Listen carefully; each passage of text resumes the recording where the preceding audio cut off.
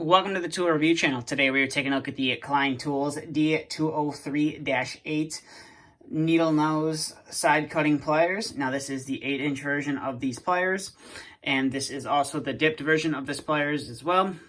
As you can see right here, you have your Klein Tools logo right there, and your name laser etched onto the surface as well. Established 1857, which is pretty standard for Klein to put on almost every tool they make, or every pair of pliers they make, I should say.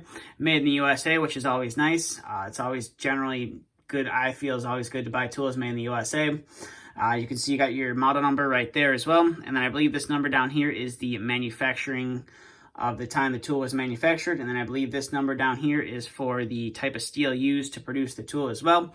And coming up to here, you can see you have a nice cutting edge right there, and then on the nose of your pliers, you have, believe this is a cross-hatching design, so when you have to really grip onto something, that's going to help better than just a standard where all the lines on the nose just run the same way, or all the grips on the nose run the same way.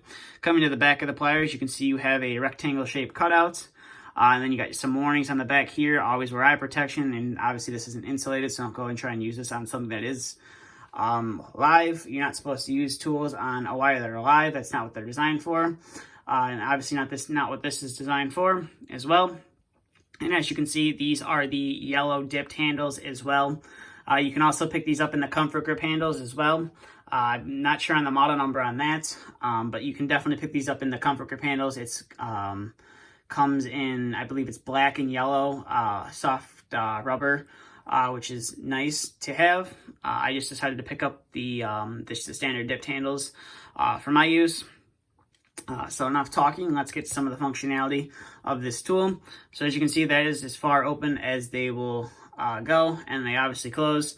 Like I said, I recently picked these up, and they are still a little bit stiff. Definitely not my stiffest pair of Klein tools or Klein pliers, but they are a little bit stiff, and they are going to take a little bit of time to work in. But as you can see, I can still operate them one hand, no problem. Now, I find these coming in handy when working either on a furnace or a compressor or the condenser that sits outside. When you are having to remove wires off a capacitor, the blower wheel has a capacitor attached to it, and if that capacitor goes bad and needs to be replaced, you got to pull those terminals off. And some people always make the mistake of pulling it off with their hands, and they either pull the terminal, or they either pull the wire out of the terminal, or they end up pulling the terminal off with the wire. But most of the time, it's not really a tight crimp, and they end up pulling the wire off the terminal, then you got to put a whole new terminal on. It's better just to use a pair of pliers. And that's the same thing with the condenser outside. If you got to replace the capacitor there, you want to use a pair of pliers after you've discharged the capacitor to remove those terminals to be able to replace that capacitor. But like I said before, this has a cutting edge, so we're going to test that out real quick.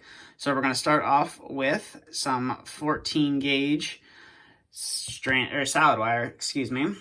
And as you can see, you can cut the 14 gauge wire, no problem. And you can also loop the wire. Let me get a new piece of wire in for you guys.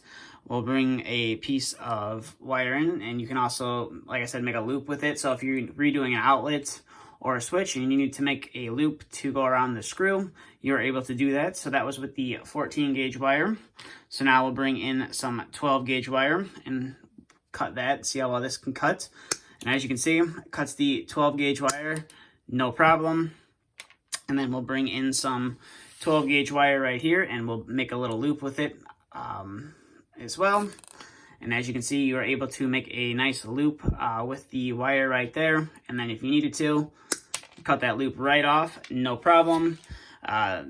Pretty strong cutting edge, and you can also use it on very small wire. Like this is 18 gauge thermostat wire right here. So if you're rewiring a thermostat and you need to make a bend in the wire, you could easily do that right there. You could also make a loop with it if you really wanted to. Not really sure a thermostat that uses a loop. Maybe if you're using all the mechanical thermostats, it only had you only needed 4 wires to do it, and they're all connected with screws. You could use these pliers to make the loops to go around those screws. But overall, you can see there's no real damage done to the cutting edge on these pairs of pliers. All you got is some leftover copper shavings from when you cut the wires, which is fairly nice. It's a nice strong cutting edge. I don't recommend trying to cut anything harder than copper wire or aluminum wire. Don't try and cut like nails or anything with this, because that's not what the cutting edge is for, and you're going to damage it. But that's about all I have for this review. So If you have any questions, comments, concerns, please leave them down in the description below. And if you would like to purchase this tool, I will leave a link to them down in the description. That link will take you straight over to Klein's website, where you can look to see if anyone near you has this tool, or you can order it online. Some of the Home Depots do carry these, others don't. You might want to check Home Depot's website before you head to your local Home Depot to buy the tool, just to be sure that they have it in stock, and they have a significant number of them in stock, because sometimes their website says they have it in stock, and then you go to the store and it's not in stock. So just check and or call your store to see if they have it in stock. But that's it for this video. So if you're new to the channel, please feel free to hit the subscribe button if you aren't subscribed yet and you want to see more videos like this. And if you did enjoy the video, please give it a thumbs up.